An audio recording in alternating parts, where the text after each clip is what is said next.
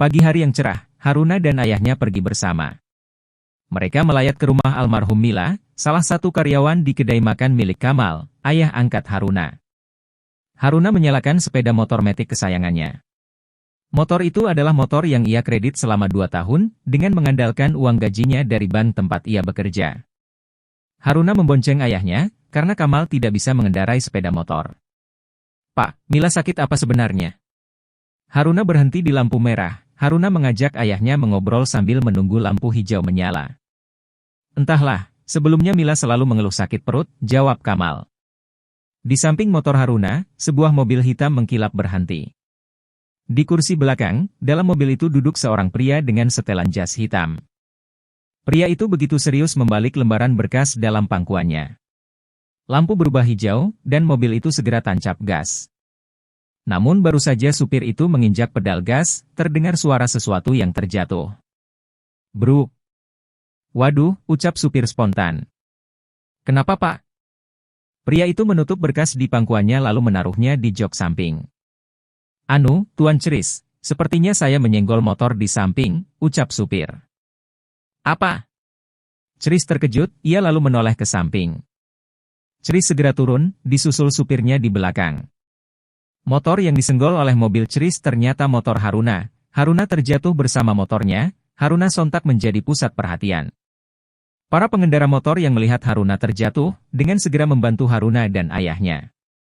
Banyak juga orang yang sedang melintas, berhenti untuk melihat dan membantu membangunkan motor Haruna. "Permisi, permisi," ucap Chris melangkah menerobos kerumunan orang yang mengelilingi Haruna. Haruna berdiri dan menurunkan roknya yang sedikit terangkat, lutut Haruna lecet karena membentur aspal. Ia tidak mempedulikan kondisinya, yang dikhawatirkan adalah keadaan Kamal, ayahnya. Dia segera menghampiri dan menanyakan kondisi sang ayah. "Pak, Papa baik-baik saja kan?" Haruna memeriksa dari atas sampai ke bawah. "Papa tidak apa-apa." "Bagaimana dengan kakimu? Apa perlu berobat?" Kamal menatap lutut Haruna yang lecet. Chris berhasil menembus kerumunan orang yang mengelilingi Haruna. Sejenak Chris terpaku, menatap wajah Haruna yang berkilau tersorot sinar mentari pagi.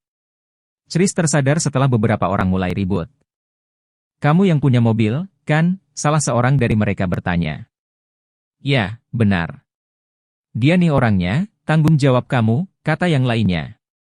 "Tenang bapak-bapak, saya akan bertanggung jawab. Tuan dan Nona, maafkan atas kelalaian supir saya. Mari saya antar kalian ke rumah sakit," ucap Chris. "Tidak apa-apa, ini hanya luka kecil. Saya sedang terburu-buru, saya permisi," jawab Haruna sambil naik ke motornya dan menghidupkan mesin motor. Kamal naik di belakang Haruna. "Lutut Anda terluka, Nona." "Biar saya antar dulu ke rumah sakit," ucap Chris memaksa. Haruna hanya tersenyum lalu melaju pergi dengan motornya. Chris terpaku menatap kepergian Haruna. Ada perasaan yang aneh di hati Chris, ia seolah tak rela melihat Haruna pergi. "Tuan Chris, kita pergi sekarang," ucapan supir membuyarkan lamunannya. "Oh ya, aku lupa menanyakan namanya." Chris berbalik dan masuk kembali ke mobilnya. Dan supirnya segera tancap gas, melaju menuju gedung kantor, Isam Corporation. Chris tersenyum mengingat wajah Haruna, tatapan mata Haruna sangat meneduhkan hati Chris. Hati yang telah lama gersang, kini seolah ada tetesan embun pagi yang menyiram hatinya yang telah lama gersang. Haruna sampai di rumah duka, ia memberikan penghormatan sebentar, kemudian berpamitan pada Kamal. "Pak, Papa akan tinggal di sini?" Haruna diantar Kamar keluar dari rumah duka. "Papa ingin menemani Kiara, kasihan dia tidak punya sanak saudara. Setelah pemakaman Mila, Papa akan bawa Kiara tinggal bersama kita." "Tidak apa-apa kan?" Kamal melihat ke arah Kiara yang sedang bermain. "Tentu saja, kenapa tidak Pak, Haruna sudah terlambat." "Haruna pergi dulu," pamit Haruna. Ia segera melaju dengan motor matiknya. Sebuah mobil mewah berwarna putih berhenti di parkiran Ban Berkah, ban tempat Haruna bekerja. Seorang supir turun dan membuka pintu belakang mobil. Terlihat seorang pria memakai sepatu hitam mengkilap, serta setelan jas putih yang dipakai begitu pas di tubuhnya. Ia turun dan berdiri di samping mobil, sejenak ia merapikan jasnya. Haruna tiba di parkiran, ia memarkir motornya dengan terburu-buru. Ia berjalan meninggalkan parkiran dengan tergesa-gesa, karena ia sudah terlambat. Haruna berjalan menunduk sambil memasukkan kunci motornya. Karena tidak memperhatikan jalan, Haruna menabrak pria berjas putih itu. Bruk! Aduh! Kenapa sial sekali hari ini? Haruna terpental dan jatuh terduduk di tanah, ia menggerutu. Haruna bangun dan meminta maaf, ia sadar dirinya lah yang salah. Saya minta maaf, saya terburu-buru, ucap Haruna tulus. Namun jawaban pria itu begitu sinis bahkan terkesan merendahkan harga diri Haruna. Hei Nona. Kau pikir trik tabrakan ini akan berhasil padaku? Pria itu mencibir dengan penuh penekanan dalam nada bicaranya. Hah? Kau bilang apa tuan? Trik? Ya ampun, saya tulus meminta maaf, dan kau bilang apa tadi? Trik? Asal kau tahu saja, tuan yang sombong dan angkuh. Tanpa aku memainkan trik apapun, banyak pria yang mengejarku. Kau bukanlah tipeku, lagi pula aku ini lebih tua darimu. Harusnya kau bicara dengan lebih sopan. Haruna berbalik pergi, meninggalkan pria itu dengan perasaan kesal. Dia bilang aku bukan tipenya. Aku, Tristan Isam Putra, pria impian setiap gadis, penakluk wanita paling kaya dan tampan sepertiku, dia bilang bukan tipenya. Berani sekali dia merendahkanku. Kau tidak tahu sedang berhadapan dengan siapa? Kau akan membayar mahal atas perkataanmu hari ini, ucap Tristan penuh nada ancaman.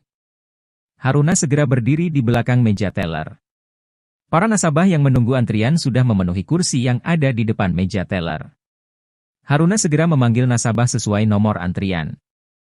Tristan masuk ke dalam bank, sekilas ia melirik dengan tajam ke arah Haruna. Jika kedua mata Tristan diibaratkan benda tajam, maka tatapan matanya itu bisa diibaratkan samurai, yang bisa menebas leher manusia dengan sekali sabetan. Pak Tristan, silahkan masuk. Direktur sudah menunggu Anda di ruangannya. Tristan mengikuti sekretaris yang menyambutnya. Sekretaris wanita yang seksi dan menggoda, sekretaris itu berjalan dengan sengaja melenggak-lenggokkan tubuhnya di depan Tristan. Tristan hanya tersenyum melihatnya, ia sudah terbiasa menghadapi para wanita yang sengaja menggodanya. Namun senyuman Tristan seketika menghilang, mengingat ucapan Haruna. Mengingatnya membuat perasaan Tristan menjadi buruk. Ia mengepalkan tangannya dengan kuat. Levi, asistennya yang berjalan di belakang itu bergidik ngeri melihat tangan Tristan yang mengepal penuh kemarahan. Levi merasa bahwa Tristan bak sebuah gunung berapi aktif yang akan meletus. Kemarahan Tristan berarti bencana buruk yang akan dihadapi Haruna dan keluarganya.